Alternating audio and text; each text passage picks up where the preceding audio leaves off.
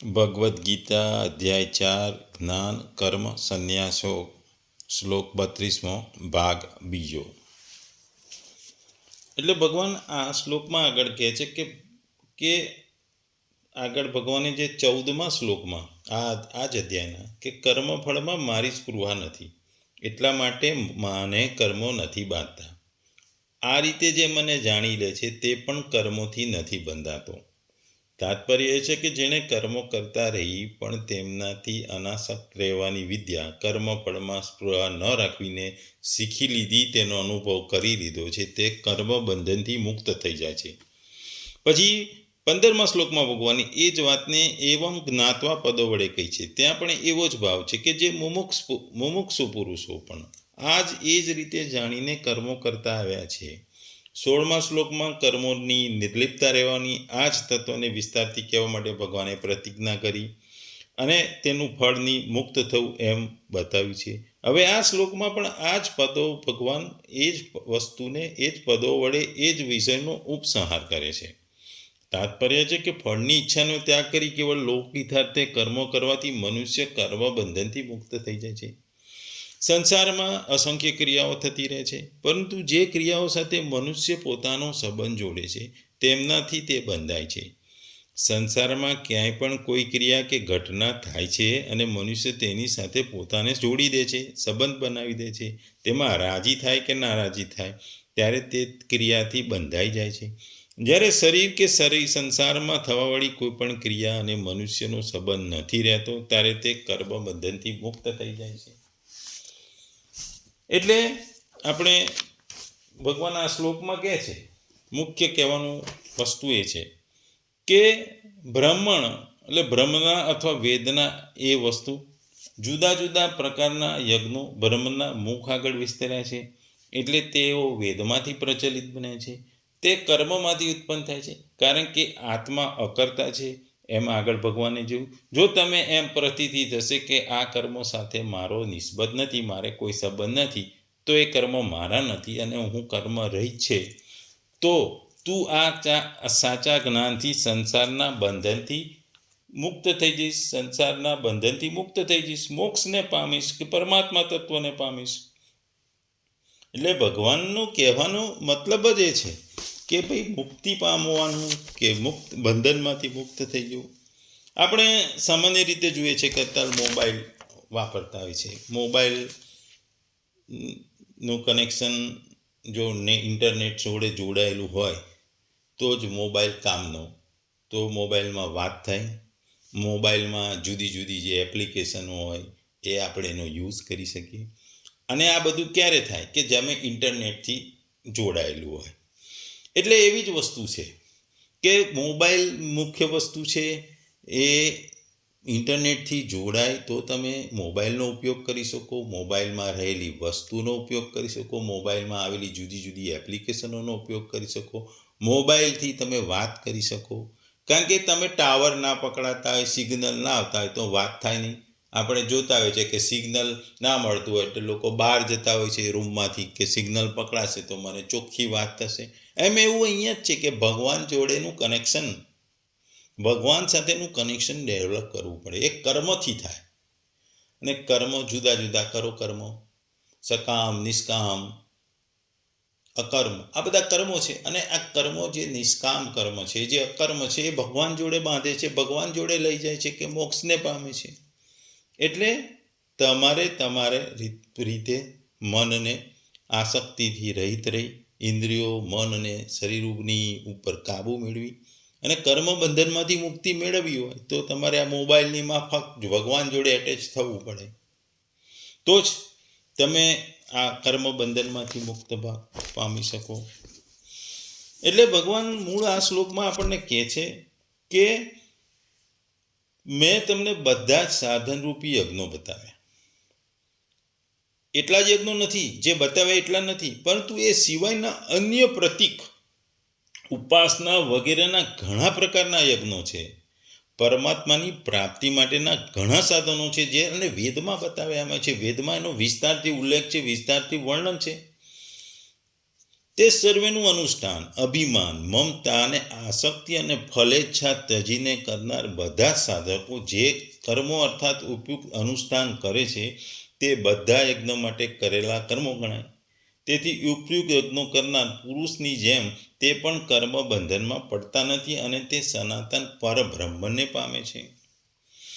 અહીંયા આગળ ભગવાન કહે છે કે પ્રજાપતિ બ્રહ્માની ઉત્પત્તિ પણ પરમેશ્વરથી થાય છે. તેથી બ્રહ્માથી ઉત્પન્ન થયેલા વેદ બ્રાહ્મણ અને યજ્ઞાદિને પણ બ્રહ્માથી ઉત્પન્ન થયેલા અથવા પરમેશ્વરથી ઉત્પન્ન થયેલા કહેવાય. બંને એક જ વાત છે. આ જ પ્રમાણે ભિન્ન ભિન્ન યજ્ઞોનું વિસ્તારપૂર્વક વર્ણન વેદોમાં મળે છે તથા વેદોમાં પ્રાગટ્ય બ્રહ્માથી થયું છે અને બ્રહ્માની ઉત્પત્તિ પરમેશ્વરથી થઈ છે. તેથી યજ્ઞોને પરમેશ્વરથી અથવા બ્રહ્માથી અથવા વેદોથી ઉત્પન્ન થયેલા કહેવાય. બધું એક જ છે, પરંતુ અન્યત્ર યજ્ઞોને વેદોથી ઉત્પન્ન થયેલા બતાવ્યા છે અને તેમનું વિસ્તૃત વર્ણન પણ વેદોમાં છે. તેથી બ્રહ્મ શબ્દનો અર્થ વેદ માનવો અને એ પ્રમાણે અર્થ કરવો એ ઉચિત છે. બીજું ભગવાન કહે છે કે તે સર્વે યજ્ઞોને તું મન ઇન્દ્રિયો અને શરીરની ક્રિયાઓ વડે સંપન્ન થનાર જાણ. આ કથનથી ભગવાન કર્મના વિષયમાં મૂળ વસ્તુ 3 વસ્તુ સમજાવે છે. પહેલી વસ્તુ, અહીં જે સાધનરૂપી યજ્ઞોનું વર્ણન કરવામાં આવ્યું છે તે સિવાય બીજા પણ જે કર્તવ્યરૂપી યજ્ઞો શાસ્ત્રોમાં બતાવવામાં આવ્યા છે તે સર્વો મન ઇન્દ્રિય અને શરીરની ક્રિયાઓ વડે જ થાય છે. તેમનામાંથી કોઈ પણ સંબંધ માત્ર મનથી હોય છે, કોઈનો સંબંધ મન અને ઇન્દ્રિયોથી હોય છે અને કોઈનો સંબંધ મન ઇન્દ્રિય અને શરીર બધા સાથે હોય છે. એવો કોઈ પણ યજ્ઞ નથી જેનો આ 3માંથી કોઈ પણ સાથે સંબંધ ન હોય. તેથી સાધકે સમજવું જોઈએ કે જે સાધનમાં શરીર ઇન્દ્રિયો અને પ્રાણીઓની ક્રિયાઓનો અથવા સંકલ્પ વિકલ્પ વગેરે મનની ક્રિયાનો ત્યાગ કરવામાં આવે છે ત્યારે ત્યાગરૂપી સાધનને પણ કર્મ સમજવું જોઈએ અને તે કર્મ પણ ફળની કામના આસક્તિ અને મમતા ત્યજીને કરવું જોઈએ, અન્યથા તે બંધનનો હેતુ બની શકે છે. તેની સાથે તમારું એટેચમેન્ટ થઈ જાય છે. બીજું, યજ્ઞ નામથી બતાવવામાં આવ્યા છે આવતા જેટલા પણ શાસ્ત્રવિહિત કર્તવ્ય કર્મો અને પરમાત્માની પ્રાપ્તિના ભિન્ન ભિન્ન સાધનો છે તે કર્મો કે સાધનો પ્રકૃતિના કાર્યરૂપી મન ઇન્દ્રિયો અને શરીરની ક્રિયાઓ વડે થતા હોય છે. આત્મા સાથે તેમનો કશો સંબંધ હોતો નથી. તેથી કોઈ પણ કર્મ અથવા સાધના જ્ઞાન યોગીએ કર્તાપણાનું અભિમાન રાખવું જોઈએ નહીં. ત્રીજું, મન છે ઇન્દ્રિયો અને શરીરની જે ક્રિયારૂપી કર્મો કર્યા વગર પરમાત્માની પ્રાપ્તિ તો થતી જ નથી અથવા કર્મ બંધનમાંથી મુક્તિ મળતી નથી. કર્મ બંધનથી છૂટવા માટે જેટલા પણ ઉપાયો જણાવવામાં આવ્યા છે શાસ્ત્રોમાં તે સર્વે પર મન ઇન્દ્રિયો અને શરીરની ક્રિયાઓ વડે જ સિદ્ધ થાય છે. તેથી પરમાત્માની પ્રાપ્તિ કરવાની અને કર્મબંધનોથી મુક્તિ મેળવવાની ઈચ્છાવાળા મનુષ્યએ મમતા અભિમાન અને ફળની ઈચ્છા અને આસક્તિને ત્યજીને કોઈને કોઈ સાધનમાં અવશ્ય લાગવું જોઈએ. અહીં ભગવાન આગળ એ કહેવા માંગે છે કે 18મા શ્લોકથી અહીં સુધી જે મેં તમને કર્મોના જે તત્વો બતાવ્યા એ પ્રમાણે બધા યજ્ઞોની ઉપર જણાવ્યા પ્રમાણે સારી રીતે તત્વત જાણ્યા પછી તમે કર્મ બંધનમાંથી મુક્ત થઈ શકશો. કારણ કે આ તત્વને સમજીને કર્મ કરનાર પુરુષ કર્મના બંધનકારક હોતા નથી, બલકે પૂર્વસંચિત કર્મનો પણ નાશ કરી તેઓ મુક્તિદાયક બની જાય છે. એટલે ભગવાન એમ કહે છે કે કર્મ બંધનમાંથી મુક્ત થઈ જાય છે અને પહેલાના જો તમે કર્મોથી બંધાયેલા હોય એનો પણ એ નાશ કરીને એ તમને ફરીથી મુક્તિદાયક બની જાય છે, મુક્તિ મળે છે, મોક્ષ મળે છે. એટલે ભગવાન મૂળ આ શ્લોકમાં આપણને ઘણું બધું સમજાવે છે કે મેં કીધેલા યજ્ઞો નથી, એનાથી વધારે યજ્ઞો છે અને એ વિસ્તારથી વેદ બહુ મોટી વસ્તુ છે. વેદોમાં લાખો શ્લોકો છે, જ્યારે એ વેદોનું સંચય કરીને જે જ્ઞાન માત્ર અહીં 700 શ્લોકોમાં ગીતામાં કરવામાં આવ્યું છે. એટલે ભગવાન કહે છે વેદોમાં તો ઘણા છે અને વિસ્તારથી કીધેલા છે અને આ બધા જે યજ્ઞો છે એ મૂળ કર્મને આધારિત છે, કર્મથી થાય છે. કર્મ કરવાનું છે, કર્મ વગર કશું થવાનું નથી. અને તમે જો આ તત્વને જાણી લો છો, શરીરને મન ઇન્દ્રિયો પર કંટ્રોલ કરી લો છો અને કર્મ કરો છો ફળેચ્છા વગર, મહેચ્છા વગર, ઈચ્છા વગર, તો તમે કર્મ બંધનમાંથી છૂટા થઈ જાઓ છો. કર્મ તમને બાંધતો નથી, તમને મુક્તિ મળે છે. એટલે ભગવાન અહીં આપણને એ જ કહે છે કે કર્મ તો કરવાના જ છે, એ કર્મરૂપી યજ્ઞ છે અને આ કર્મરૂપી યજ્ઞમાં જ તમારે મોક્ષ મળવાનો છે, કારણ કે એના સિવાય કોઈ ઉપાય નથી. ભગવાન આપણને અહીં કહે છે કે બધા યજ્ઞોને તું કર્મ જાન વિધ, કર્મથી પેદા થયેલા જાણ. આ પહેલાં પણ આ જ કહેવામાં આવ્યું છે અને એમને એ જ રીતે ક્રિયાત્મક જાણી લેવું જોઈએ. હમણાં જ બતાવ્યું કે યજ્ઞ કરીને જેમના પાપ નષ્ટ થઈ ગયા છે તેઓ યજ્ઞના યથાર્થ જ્ઞાતા છે. એટલે અર્જુનને કહે છે કે તું સંસાર બંધીથી પૂર્ણ રીતે છૂટી જઈશ અગર તું તારું કર્તવ્ય કર્મ કરીને યુદ્ધ કરીશ તો. યોગેશ્વર કર્મને સ્પષ્ટ કરી દીધું છે કે તે ક્રિયા કર્મ છે અને જેના વડે ઉપયુક્ત યજ્ઞ પૂર્ણ થાય છે. હવે જો દેવી સંપદની કમાણી, સદગુરુનું ધ્યાન, ઇન્દ્રિયોનો સંયમ, શ્વાસનો પ્રશ્વાસમાં હવન, પ્રશ્વાસનો શ્વાસમાં હવન, પ્રાણ અપાનની ગતિનો નિરોધ ખેતી કરવાથી, વેપાર, નોકરી કે રાજનીતિ કરવાથી થતો હોય તો તમે કરો. યજ્ઞ તે એવી ક્રિયા છે જે સમાપ્ત થતાં જ પરબ્રહ્મમાં પ્રવેશ અપાવી દે છે. બાહ્ય કોઈ પણ કાર્ય વડે તમે તત્ક્ષણ બ્રહ્મમાં પ્રવેશ મળી જતો નથી. હકીકતમાં આ સૌ યજ્ઞ ચિંતન અનંત ક્રિયાઓ છે, આરાધનાનું ચિંતન છે. તેનાથી આરાધ્ય દેવ વિદિત થાય છે. યજ્ઞ તે આરાધ્ય દેવી સુધીનું અંતર કાપવાની નિર્ધારિત પ્રક્રિયા છે. આ યજ્ઞ, શ્વાસ, પ્રશ્વાસ, પ્રાણાયામ વગેરે ક્રિયાઓ જે છે તેની કાર્ય પ્રણાલીનું નામ કર્મ છે. કર્મનો શુદ્ધ અર્થ છે આરાધના છે, ચિંતન છે, કર્મ છે.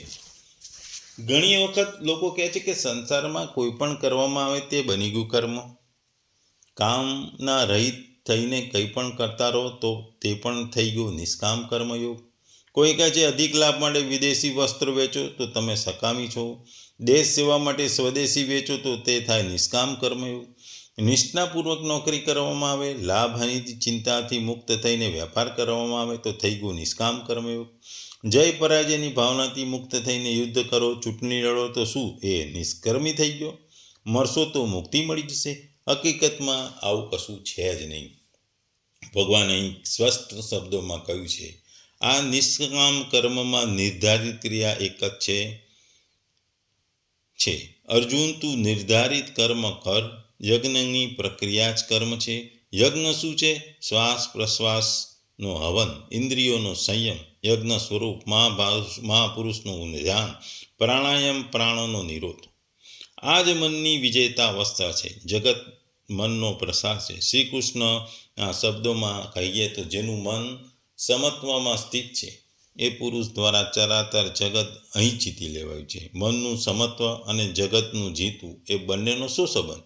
જો જગતને જીતી જ લીધું હોય તો અટક્યું છે ક્યાં? ત્યારે કહે છે કે બ્રહ્મ નિર્દોષ છે અને સમ છે. આ બાજુ મન પણ નિર્દોષ અને સમત્વની સ્થિતિવાળું થઈ ગયું છે, તેથી તે બ્રહ્મમાં સ્થિત થઈ જાય છે. સારાંશ એ છે કે મનનો પ્રસાર જ જગત છે. ચરાચર જગત જ હવન સામગ્રીના રૂપમાં છે. મનનો સર્વથા નિરોધ થતાં જ જગતનો નિરોધ થઈ જાય છે. મનનો નિરોધ થતાં સાથે જ યજ્ઞનું પરિણામ આવે છે. યજ્ઞ જેનું સર્જન કરે છે તે જ્ઞાનમૃત પાન કરનાર પુરુષ સનાતન બ્રહ્મમાં પ્રવિષ્ટ થઈ જાય છે. આ બધા યજ્ઞો બ્રહ્મસ્થિત મહાપુરુષોની વાણી દ્વારા કહેવાયેલા છે. એવું નથી કે અલગ અલગ સંપ્રદાય સાધક અલગ અલગ પ્રકારના યજ્ઞો કરે છે, પરંતુ બધા સાધક એક ઊંચી નીચી અવસ્થાઓ છે.